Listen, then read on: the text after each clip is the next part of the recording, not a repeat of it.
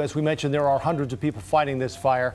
And fighting a major fire like this is not as simple as just spraying water. We've had a lot of questions about what the firefighters use, what they're not using, and how they actually attack it. What's the overall strategy? KGW's Pat Doris is live in Cascade Locks, where he talked with a fire boss about some of these very issues. Pat? Joe, first off, we wanted to give you this view from Cascade Locks so that you can see the Columbia Gorge still spectacular, especially when the smoke clears out of this area. But the basic plan for the fire is to guide it around homes and people and eventually to starve it of the fuel that it needs to survive. And doing that will take boots on the ground, water in the air, and time. After being stuck on landing pads for much of the week, the big choppers dipped their buckets into the Columbia River today, then carefully located hot spots to drench. Oh, it's fascinating to watch them do it, like to pick up the water and fight in the fires. Like, it's pretty amazing. Lots of people stopped at Cape Horn along Highway 14 to watch the air attack, including these three women on a girlfriend's vacation from the East Coast. I see so much beauty. I feel bad that they're having these fires, and I feel sorry for all the people affected. The air attack works, says Fire Division boss Eric Risdall.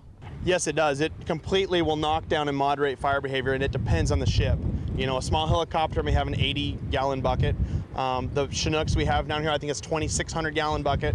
So that 2,600-gallon every time it drops is very significant in what it can do to help us out, to moderate that fire behavior, get it out of the treetops and onto the ground so we can put ground resources in there and actually, you know, do some work around those spots. We saw the other part of the strategy in the woods near Cascade Locks. Here, a hotshot crew is burning out a section of land to protect cell towers and homes. It will connect with other fire breaks. We're above the town of Cascade Locks now and along one of the fire breaks, and this is one that firefighters look for, these power lines. And once you start really examining it, you'll understand why.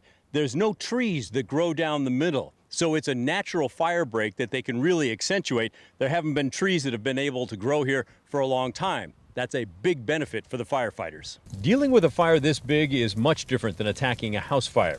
It's impossible to stop with a direct attack, so crews use burnouts and aircraft to try and guide it to a place where it will be weak enough to put out or just die on its own. And Risdall, that fire boss, also points out that even though there are 900 people attached to the fire, that doesn't mean that there's 900 people out fighting the fire. There's accountants, there's cooks, there's medical people, so there's not that many out on the lines. And also, it's a huge perimeter, this entire fire. He says it's about 2/3 the size of Washington, D.C. Back to you. Well, we appreciate what all of them are doing for sure. Pat, thank you. Very interesting.